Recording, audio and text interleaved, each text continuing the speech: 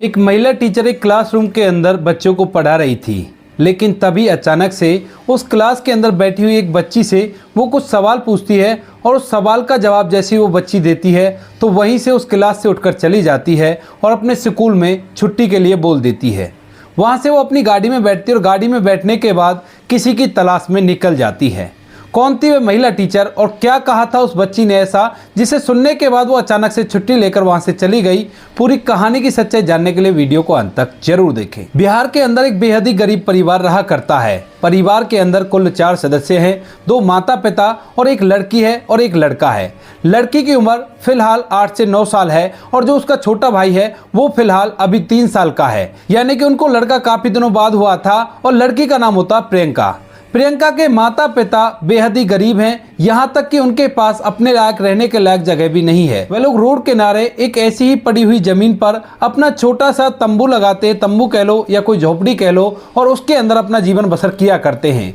जो प्रियंका के माता पिता हैं वो कबाड़ा बीना करते हैं, यानी कि जो रिक्शा लेकर आते हैं, पन्नी वगैरह को उठाकर अपने साथ ले जाते हैं और उसको बेचने के बाद अपने घर का गुजारा किया करते हैं। अब माता पिता कबाड़ा बीना करते हैं और जो उनकी बेटी प्रियंका होती है वह भी कबाड़ा बीनने में उनकी मदद किया करती है। लेकिन प्रियंका फिलहाल वहां के गवर्नमेंट स्कूल में जाती है जहां पर उसे खाने के लिए एक वक्त का खाना मिल जाता है और उसी खाने में से वो अपने लंच बॉक्स को भरकर अपने भाई के लिए भी ले आया करती है। वहां पर जाने का मुख्य कारण एक तो खाना था और दूसरा था कि कुछ पैसे छात्रवृत्ति के रूप में लड़कियों को स्कूल से मिला करते थे, तो उन पैसों के लिए वो जाया करती थी। बाकी और उसे पढ़ाई लिखाई में कोई भी इंटरेस्ट नहीं था। इसी तरह से समय बीत रहा था और इससे ज्यादा प्रियंका कुछ सोचती नहीं थी। उसे पता था कि हमें ये करना है और ये हमारी जिंदगी और ये हमारा घर है। यानी कि जो प्रियंका होती है उस प्रियंका को बिल्कुल भी ये नहीं पता है कि जिंदगी इससे आगे भी होती है। वो तो केवल यही जानती है कि कबाड़ा बीनना है और उससे बेचकर जो पैसे आएंगे उन्हीं पैसों से हमारा घर का गुजारा चलेगा।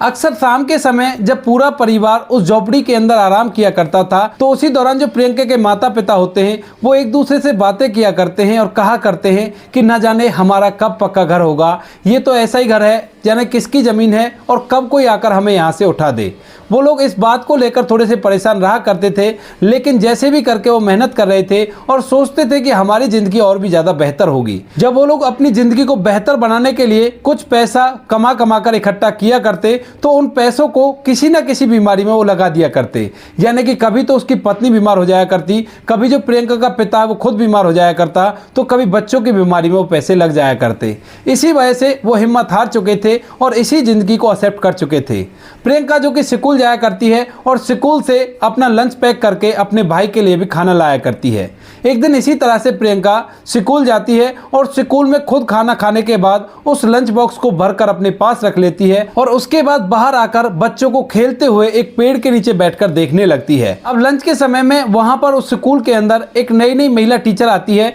जो स्कूल को देखने के लिए आई थी कि कल से उसकी ज्वाइनिंग इस स्कूल में होगी, तो उसको देख लेती है। अब जब वो महिला टीचर स्कूल के अंदर आई थी तो प्रियंका पेड़ के नीचे बैठे बैठे उस महिला टीचर को देख रही थी, क्योंकि वो फिलहाल अपनी गाड़ी में थी और उसकी गाड़ी काफी महंगी प्रतीत हो रही थी। उस गाड़ी को वो देखती है और जब उससे वो महिला टीचर निकलती है, क्योंकि महिला टीचर खुद उस गाड़ी को ड्राइव कर रही थी, यह बात प्रियंका के दिमाग में छप जाती है। वो सोचने लगती है कि टीचर की लाइफ कितनी अच्छी है ना, वो गाड़ी से आया करती है और खुद अपनी गाड़ी को चलाकर लाया करती है। ऐसा सोचते हुए बच्चों को खेलते हुए देख रही थी और उसके बाद लंच खत्म हो जाता है और बच्चे दोबारा से जाकर क्लासों में बैठ जाते हैं। अब महिला टीचर वहां से अपने स्कूल को देखने के बाद कल से आने के लिए बोल देती है और वापस से अपने गाड़ी को लेकर वहां से चली जाती है। दूसरे दिन प्रियंका इसी तरह से वहां पर आती है और जो महिला टीचर जो नई स्कूल के अंदर ज्वाइन हुई थी वह भी अपनी गाड़ी को लेकर वहां पर आती है। उसके बाद वह अंदर जाती है और अंदर जाकर बच्चों को पढ़ाने लगती है। वह महिला टीचर जो थी वो प्रियंका को भी पढ़ाने वाली थी और क्लास के अंदर वह प्रियंका को पढ़ाती है। लेकिन जो प्रियंका होती है वो ना तो अच्छे से कपड़े पहनकर आती है साफ सुथरे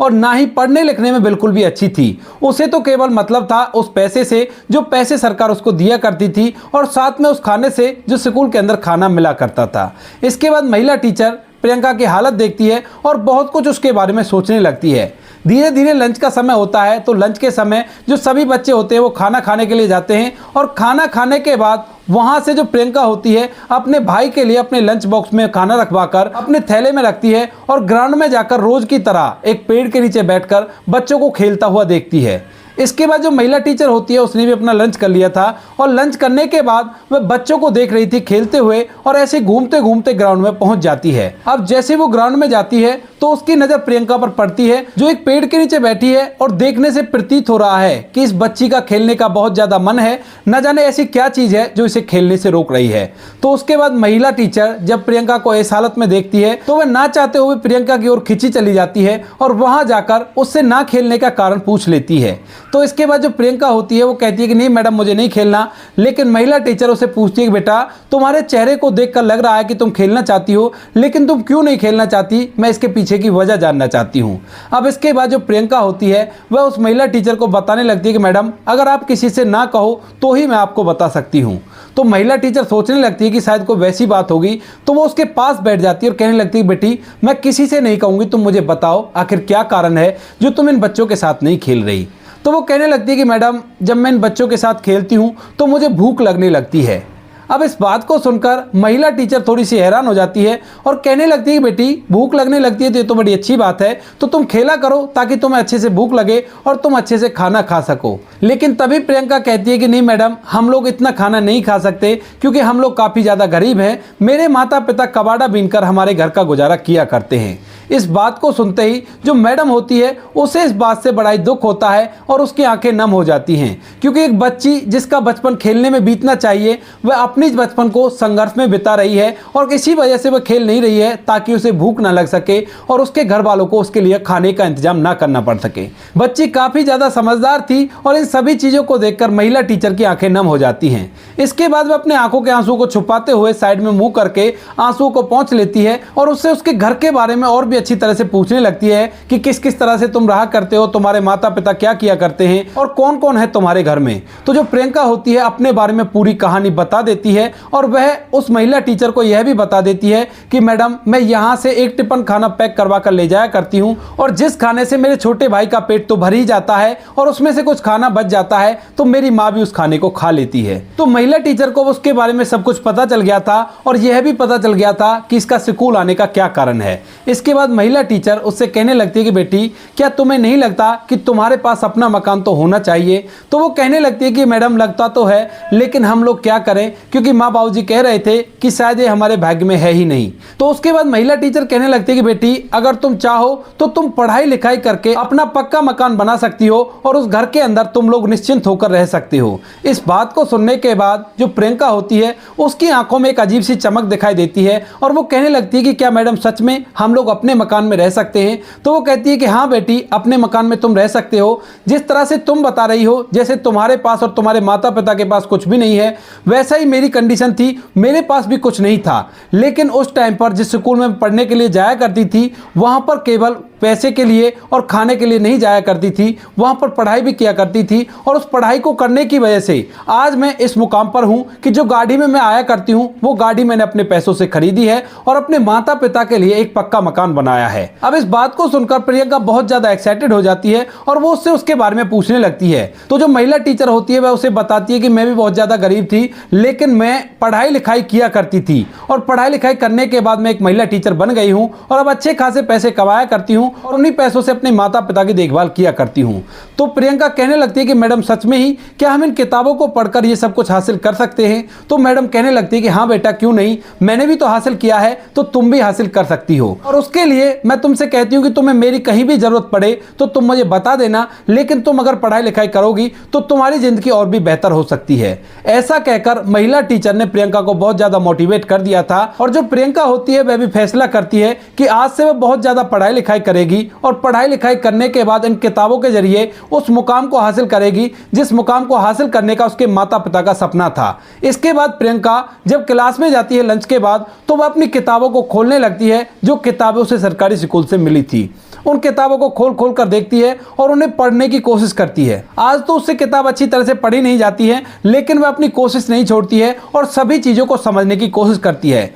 जैसे ही शाम के समय वह घर जाती है तो उसके दिमाग में वो सारी बातें चल रही थी जो महिला टीचर ने उससे कहा था। महिला टीचर का नाम था सावित्री मैम। सावित्री मैम की ये बातें जो आज उसने उससे कही थी वो उसके दिमाग में घर कर गई थी और जैसे वो अपने घर जाती है तो एकदम से चहकते हुए अपनी माता पिता से कहने लगती है कि माँ बाबूजी आप लोगों के लिए मैं पक्का मकान बनाऊंगी। अब इस बात को सुनने के बाद माता पिता दोनों एकदम से हंसने लगते हैं और कहते हैं कि बेटी तू कैसे हमारे लिए पक्का मकान बना सकती है। तो वो कहने लगती है कि मेरी टीचर ने कहा है कि अगर मैं अच्छे से पढ़ाई करूंगी तो मैं जरूर से तुम्हारे लिए पक्का मकान बना सकती हूँ, क्योंकि वो भी इतनी ही गरीब थी और उन्होंने अपने माता पिता के लिए पक्का मकान बनाया था, तो मैं भला ऐसा क्यों नहीं कर सकती। इसी वजह से मैं आज से पढ़ाई लिखाई करूंगी और भी ज्यादा पढ़ाई लिखाई पर गौर दिया करूंगी। माता पिता इस बात को सुनकर चुपचाप रह जाते हैं, क्योंकि उन्हें पता है कि बेटी जो कह रही है वो नामुमकिन है, लेकिन फिर भी वो अपनी बेटी की हाँ में हाँ मिलाते हैं और बेटी को पढ़ने के लिए थोड़ा सा मोटिवेट करते हैं, क्योंकि कहीं ना कहीं उन्हें पता था कि पढ़ाई में ताकत होती है।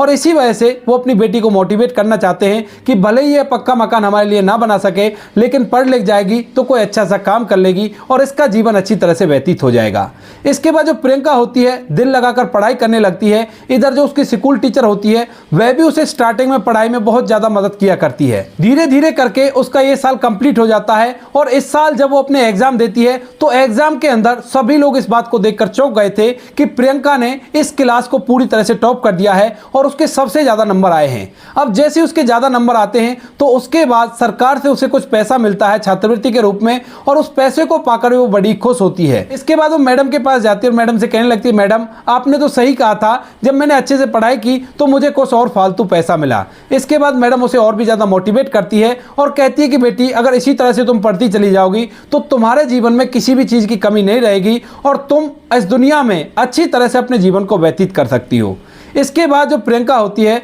वो उसके बाद से कभी भी पीछे मुड़कर नहीं देखती है और अपनी पढ़ाई लिखाई में हर क्लास में अव्वल आने लगती है। धीरे धीरे करके समय बीतता और समय के साथ साथ जो मैडम थी वो भी स्कूल को छोड़कर चली गई थी और किसी दूसरे स्कूल में जाकर काम करने लगी थी। लेकिन प्रियंका ने अपने सभी क्लासों को अव्वल नंबरों से पास किया और उसके बाद वह टीचर बनने के लिए आगे की पढ़ाई करने लगती है और कुछ दिनों में उसकी मेहनत भी रंग लाती है और वह एक महिला टीचर बन जाती है। अब जैसे वो टीचर बनती है तो इस बात का उसके माता पिता को बिल्कुल भी विश्वास नहीं होता कि हमारी बेटी एक सरकारी टीचर बन चुकी है। अब तक वो उसे पढ़ा रहे थे और इस बीच उन्होंने उसको काम करने से भी बंद कर दिया था, यानी कि जब कभी वो उनके साथ कबाड़ा बीनने के लिए जाने के लिए कहा करती तो वो लोग मना कर दिया करते और कहा करते कि बेटी अगर तुझे हमारा हाथ बटाना है तो तू थोड़ा बहुत अपना चूल्हा चौका देख ले, बाकी ये काम हम कर लेंगे, हम नहीं चाहते कि तू पढ़ी लिखी होकर ऐसे काम करे। और इसके बाद वो महिला टीचर बनके अच्छा सा पैसा कमाने लगती है और कुछ दिनों नौकरी करने के बाद अपने माता पिता के लिए एक छोटा सा पक्का मकान बना देती है। और उसके बाद जो प्रियंका होती है उसकी शादी उसके माता पिता एक अच्छा सा लड़का देखकर करवा देते हैं।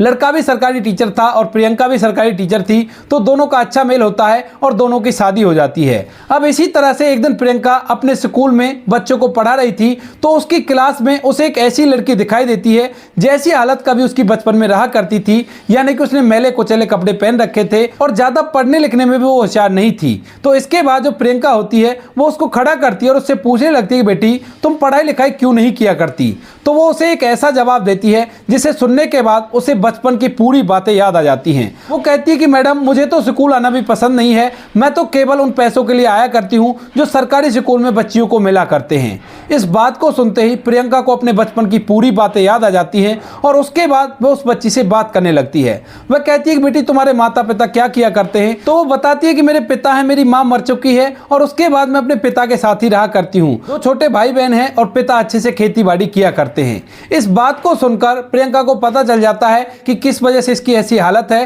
क्योंकि फिलहाल उसकी माँ नहीं है उसकी देखरेख करने के लिए, तो इसी वजह से ऐसे मैले कुचले कपड़ों में आया करती है और उन पैसों की भी इसे खास जरूरत नहीं है, बस ऐसे ही वो पैसों के लालच से स्कूल आया करती है। तो उसके बाद प्रियंका उसे समझाती है और कहती है कि बेटी पढ़ाई करनी चाहिए, लेकिन वो लड़की पढ़ाई के लिए बिल्कुल भी प्रेरित नहीं होती है और चुपचाप से प्रियंका की बात सुन लेती है, लेकिन उसमें कोई भी इंटरेस्ट नहीं दिखाती है। अब प्रियंका को अपने बचपन की वो बातें याद आ गई थी और बातों के दौरान उन्हें वो टीचर भी याद आ गई थी जिस टीचर को देखकर वो ऐसी बन चुकी है, क्योंकि फिलहाल उसके पास अपनी गाड़ी भी है और उसके पास पक्का घर भी है जो उसने अपने माता पिता के लिए बना दिया था और फिलहाल वो अपने पति के साथ हंसी खुशी जीवन व्यतीत किया करती है। उस टीचर की याद आते ही जो प्रियंका होती है उस टीचर से मिलना चाहती है, तो इसी वजह से वो अपने स्कूल में छुट्टी के लिए बोलकर अपनी गाड़ी को लेकर निकल जाती है और अपने उसी स्कूल में पहुंचती है जहां पर उसने कभी ये पढ़ाई लिखाई की थी। अब तक इन बातों को लगभग 15 साल हो गए थे और 15 साल बाद वह वहां के अध्यापकों से जाकर उस महिला टीचर का एड्रेस पूछने लगती है। थोड़ी देर जांच पड़ताल करने के बाद उन्हें उस महिला टीचर का एड्रेस मिल जाता है, जिस एड्रेस को वो प्रियंका को दे देते हैं और प्रियंका वहां से उस एड्रेस को लेकर उस जगह के लिए सफ़र करने लगती है। वो जगह यहाँ से लगभग 50 किलोमीटर दूर थी, तो 50 किलोमीटर जाने में लगभग 1 घंटे का समय लगना था। और इस रास्ते में वो बहुत कुछ सोच रही है उस महिला टीचर के बारे में कि आज मैं उन्हें बताऊंगी कि आपकी वजह से मैं कामयाब हो गई हूँ और बहुत बहुत उनका मिलकर धन्यवाद करूंगी। यही सोचते हुए वह धीरे धीरे उस जगह तक पहुंच जाती है और वहां पर जाकर जो एड्रेस उन्हें मिला था उस घर का दरवाजा जाकर खटखटा देती है। अब जैसे ही उसने घर का दरवाजा खटखटाया था तो अंदर से वही महिला टीचर जो काफ़ी ज़्यादा बुजुर्ग हो चुकी हैं वह दरवाज़ा खोलती हैं और दरवाज़ा खोलते ही सामने एक महिला को खड़ा हुआ देखकर कहने लगती हैं कि आप कौन हैं और आपको किससे मिलना है। तो उसके बाद वह उस महिला टीचर का नाम लेती है और कहती है कि मुझे इनसे मिलना है। तो वो कह देती है कि हाँ मैं ही हूँ, बताओ तुम्हें क्या काम है। तो प्रियंका उन्हें देखकर एकदम से उसके पैर छूने लगती है और कहती है कि मैडम शायद आपने मुझे नहीं पहचाना। तो जो बुजुर्ग महिला टीचर थी वह पूछने लगती है कि बेटी सच में ही मैंने तुम्हें नहीं पहचाना, बताओ तुम कौन हो और तुम यहाँ पर क्यों आई हो। तो उसके बाद प्रियंका अपने बारे में महिला टीचर को बताती है और कहती है कि मैडम मैं इस तरह से हूँ और मैं आपकी उस कही गई बात के जरिए ही आज इतनी काबिल हो पाई हूँ, अगर आप मुझे नहीं मिलती तो मेरा कुछ भी नहीं होता। अब इस बात को सुनकर महिला टीचर को भी याद आ जाता है कि ये कौन सी लड़की है और किस वजह से ये मेरे पैर छू रही है। तो उसके बाद महिला टीचर उसे अंदर बैठाती है और अंदर बैठाने के बाद खुद ही जाकर उनके लिए चाय पानी बनाती है। जब प्रियंका देखती है कि अपने घर में अकेली रहा करती हैं, कोई भी इनकी देखरेख के लिए नहीं है, तो उससे पूछने लगती है कि मैडम आप यहाँ पर अकेली रहा करती हो। तो महिला टीचर कहती है कि हाँ बेटा मैं अकेली रहा करती हूँ, दरअसल मेरा कोई भी सगा संबंधी नहीं है, मैंने अपनी ज़िंदगी माता पिता की सेवा में ही बिताई थी और जब मेरे माता पिता की मौत हो गई तो मैं अकेली ही इस घर के अंदर रहा करती हूँ। यह बात सुनकर प्रियंका को बड़ा ही दुख लगता है और वो कहने लगती है कि मैडम अगर ऐसी बात है तो आप मेरे साथ रहिए, मैं आपको अपने साथ रखूंगी और वहीं पर आपकी सेवा किया करूंगी। लेकिन महिला टीचर उससे मना कर देती है, कहती है कि नहीं बेटी अभी तो मैं अपना काम खुद से कर लिया करती हूँ, कोई भी दिक्कत नहीं है और वैसे भी मुझे पेंशन मिला करती है,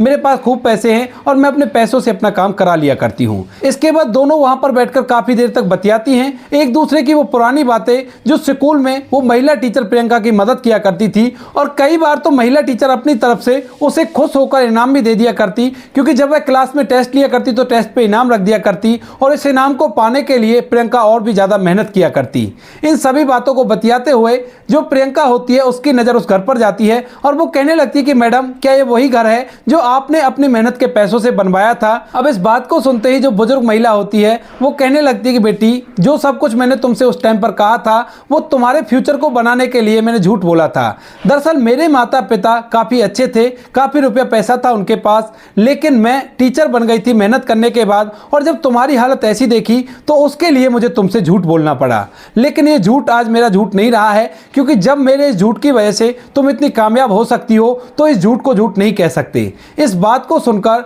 जो प्रियंका होती है बड़ी असमंजस में पड़ जाती है और उससे कहने लगती है कि मैडम आपको झूठ बोलने की क्या जरूरत पड़ गई। तो वो कहती है कि बेटी तू अपनी जिंदगी को अंधेरे की तरफ धकेल रही थी और एक टीचर का कर्तव्य होता है कि अपने शिष्य को अच्छी राह पर चलाए और वैसा ही मैंने किया था। अब तुझे गलत लगे तो भी ठीक है और सही लगे तो भी ठीक है। लेकिन प्रियंका उसके बावजूद भी उनका बहुत बहुत धन्यवाद करती है और कहती है कि मैडम अगर आप नहीं होती तो सच में ही मैं ये सब कुछ हासिल नहीं कर पाती। दोनों काफी देर तक बातें करते हैं और बातें करने के बाद प्रियंका वहां से अपने घर चली जाती है। इसके बाद प्रियंका अपने डिपार्टमेंट में बात करके उस जगह पर अपनी पोस्टिंग करा लेती है जहां पर उस महिला टीचर का घर था और वहां पर जाने के बाद जो प्रियंका होती है वो वहीं पर उसके घर में जाकर उसकी देखभाल किया करती है और जिंदगी को अच्छी तरह से व्यतीत करती है। महिला टीचर भी उससे मना नहीं कर पाती है क्योंकि अब वो थोड़ी सी बुजुर्ग हो चली है। जब महिला टीचर को ज्यादा ही बुजुर्ग हो जाती है तो उसके बाद वो अपने पति के साथ आकर महिला टीचर को अपने साथ ले जाती है और वहीं पर उसे अपने पास रख के उसकी सेवा करने लगती है। तो दोस्तों ये थी आज की कहानी।